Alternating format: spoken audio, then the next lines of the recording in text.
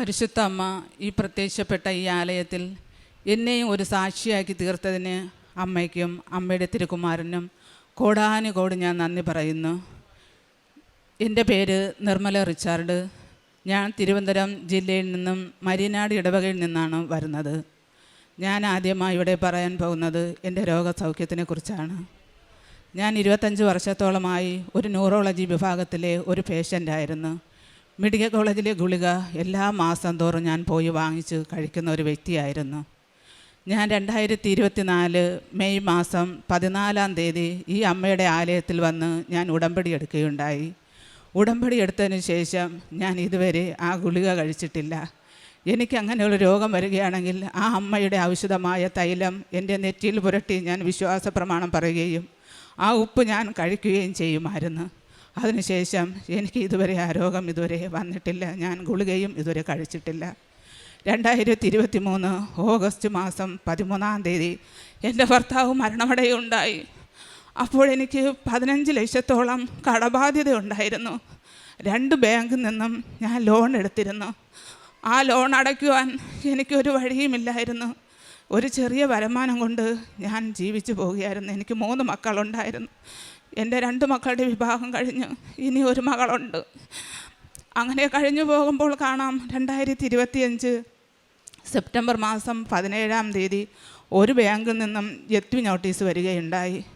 ആ നോട്ടീസും കൊണ്ട് ഞാൻ 2025 സെപ്റ്റംബർ മാസം 30-ാം തീയതി ഞാൻ ബഹുമാനപ്പെട്ട ജോസഫ് അച്ഛനെ വന്ന് കാണുകയുണ്ടായി.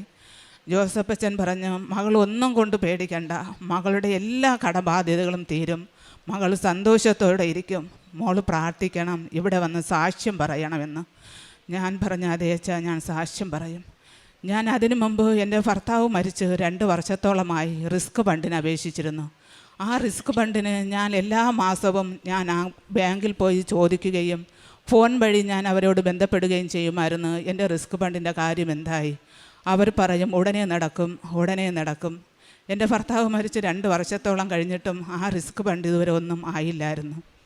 ഞാൻ ബഹുമാനപ്പെട്ട ജോസഫ് അച്ഛനെ വന്ന് കണ്ടിട്ട് എൻ്റെ ഭവനത്തിലേക്ക് പോയി പിറ്റേന്ന് ഞാൻ ആ ബാങ്കിലോട്ട് ഫോൺ ചെയ്ത് വിളിക്കുകയുണ്ടായി. എൻ്റെ ഭർത്താവിൻ്റെ പേര് പറഞ്ഞിട്ട് പറഞ്ഞു, എൻ്റെ റിസ്ക് ഫണ്ട് എന്തായി? അപ്പോൾ അവർ പറഞ്ഞ്, എനിക്ക് 4.5 ലക്ഷം രൂപ എനിക്ക് റിസ്ക് ഫണ്ടിൽ കുറവ് ചെയ്തിട്ടുണ്ട്. ആ പരിശുദ്ധ അമ്മയും തിരുക്കുമാരനുമാണ് എനിക്ക് ഈ അത്ഭുതം കാണിച്ചു തന്നത്. ഞാൻ എപ്പോൾ വിളിച്ചാലും എൻ്റെ ആലയത്തിലേക്കും എൻ്റെ അടുത്തേക്കും ഓടിയെത്തുന്ന എൻ്റെ പരിശുദ്ധ അമ്മ, സമയ ചുരുക്കത്തിൻ്റെ അമ്മ. ഞാൻ എപ്പോൾ വിളിച്ചാലും എൻ്റെ അമ്മ ഓടി എൻ്റെ അടുത്തെത്തും. എനിക്ക് എന്തുണ്ടെങ്കിലും എൻ്റെ ആവശ്യങ്ങളെല്ലാം നടത്തിത്തരും. ഞാൻ എല്ലാ ദിവസവും അച്ഛൻ്റെ ഡെയിലി ബ്രെഡ് ഞാൻ കാണും. അതിലൂടെ എന്നോട് സംസാരിക്കുന്നത് പോലെ എനിക്ക് തോന്നും. അച്ഛൻ എൻ്റെ കാര്യങ്ങൾ എന്നോട് പറയുകയും എന്നെക്കുറിച്ചാണ് അതിന് പറയുന്നത് എന്ന് എനിക്ക് ബോധ്യപ്പെടുകയും ചെയ്യും. എല്ലാ ദിവസവും ഞാൻ സാക്ഷ്യം കേൾക്കുകയും ചെയ്യും. അങ്ങനെ എൻ്റെ ഈ 2 പ്രമാണവും 2 ബാങ്കിലെ ലോണും എനിക്ക് ക്ലോസ് ചെയ്യാൻ സാധിച്ചു. എൻ്റെ ഭർത്താവിൻ്റെ ഇൻഷുറൻസ് പൈസയായ തുകയും എനിക്ക് കഴിഞ്ഞ മാസം കിട്ടുകയുണ്ടായി. അതുപയോഗിച്ച് ഞാൻ 2 പ്രമാണങ്ങളും 2 ബാങ്കിൽ നിന്ന് എടുക്കുകയും എൻ്റെ കടബാധ്യതകൾ മുഴുവനും എനിക്ക് പരിശുദ്ധ അമ്മയും തിരുക്കുമാരനും തീർത്തു തരികയും ചെയ്തു.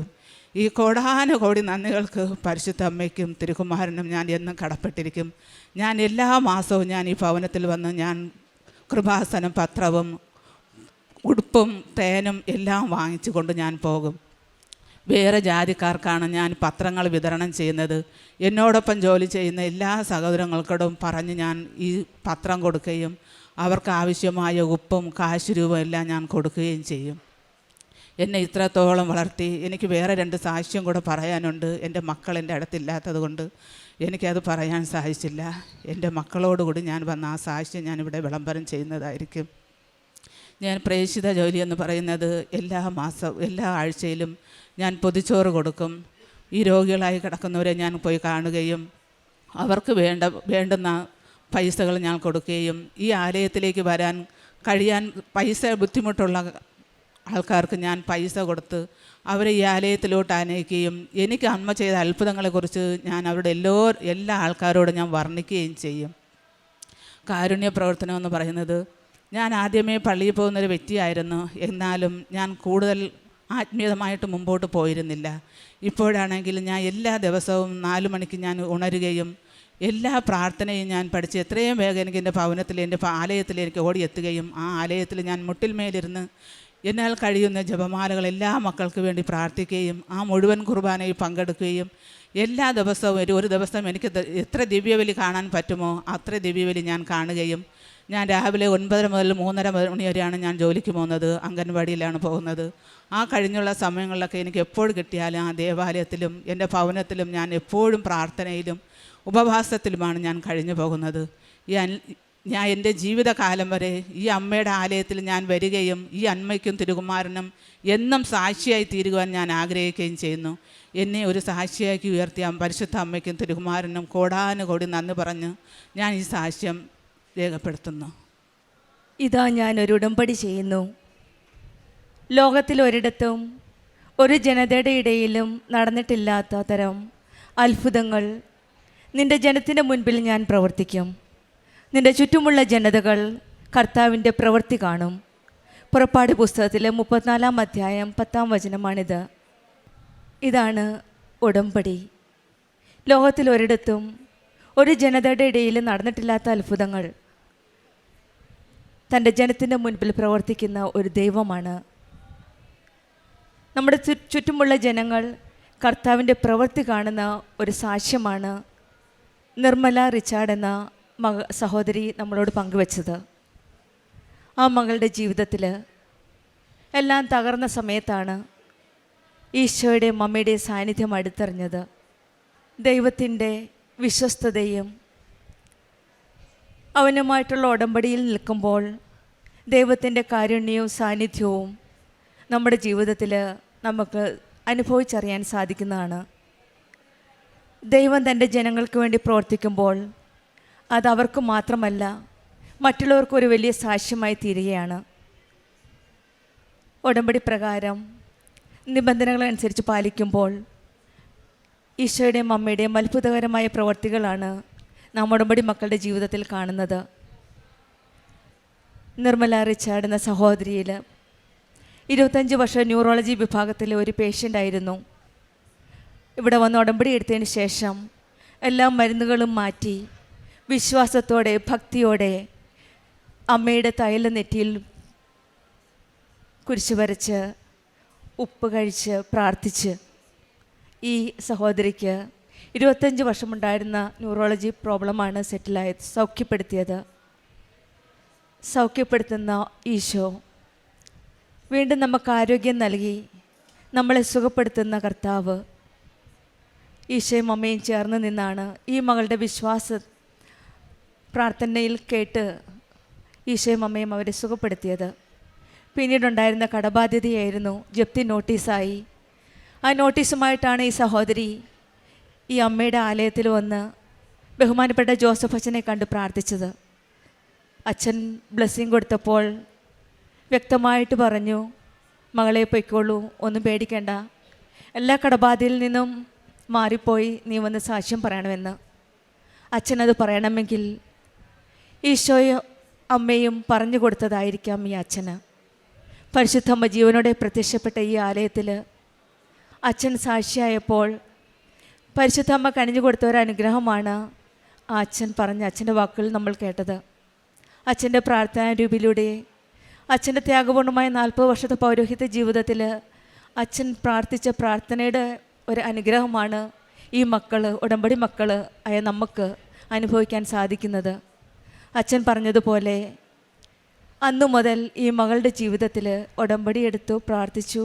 അച്ഛൻ ബ്ലെസ് ചെയ്തതിൻ്റെ പിറ്റേ ദിവസമാണ് ആ മകൾ പണ്ട് 2 വർഷം മുമ്പ് അപ്ലൈ ചെയ്തതാണ് റിസ്ക് ഫണ്ടിന് വേണ്ടിയിട്ട്. ആ ഫണ്ട് ഇതിൻ്റെ പിറ്റേ ദിവസം തന്നെ ഈ മകൾക്ക് ലഭിക്കുവാൻ സാധിച്ചത്. ഇതാണ് പറയുന്നത് സമയ ചുരുക്കത്തിൻ്റെ അമ്മ, ടൈം ഷോർട്ടനിൻ്റെ അമ്മ. 2 വർഷം കാത്തിരുന്ന ആ റിസ്ക് ഫണ്ടിന് വേണ്ടി ഒരു ദിവസം കൊണ്ട് ഈ മകൾക്ക് കൊടുത്തത്. പിന്നെയാണ് വളരെ ഒരു ഹ്യൂജ് എമൗണ്ട് ആയിരുന്നു കടബാധ്യത ഉണ്ടായിരുന്നത്. 2 ബാങ്കിലായിരുന്നു പ്രമാണങ്ങൾ വെച്ചിരുന്നത്.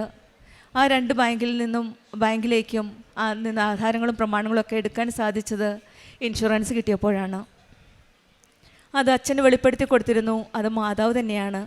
ആ മകളുടെ എല്ലാ കടബാധ്യതകളും ഇന്ന് മാറി.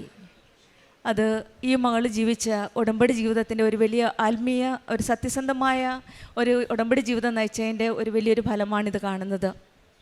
നമ്മുടെ ജീവിതത്തിലും കടബാധ്യതകളും ബുദ്ധിമുട്ടുകളും രോഗങ്ങളും വരുമ്പോഴൊക്കെ നമ്മുടെ വിശ്വാസം നഷ്ടപ്പെടാതെ ഈശോയിലും അമ്മയുടെയും കരങ്ങൾ നമുക്ക് മുറുക്കെ പിടിച്ച് നമ്മുടെ ഉടമ്പടി ജീവിതം വിശ്വാസത്തോടെ നമുക്ക് നയിക്കാം. വിശ്വാസത്തിലും ഉപരി വിശ്വസ്തതയും ആത്മാർത്ഥതയുമാണ് ഈശോയും അമ്മയും നമ്മിൽ നിന്ന് ആഗ്രഹിക്കുന്നത്. സമയ ചുരുക്കത്തിൻ്റെ അമ്മയാണ് നമ്മുടെ കൂടെയുള്ളത്. നമ്മളെ മറ്റ് ജനതകളിൽ നിന്നും മാറ്റി നിർത്തുന്നത് നമ്മുടെ ഉടമ്പടി ജീവിതമാണ്.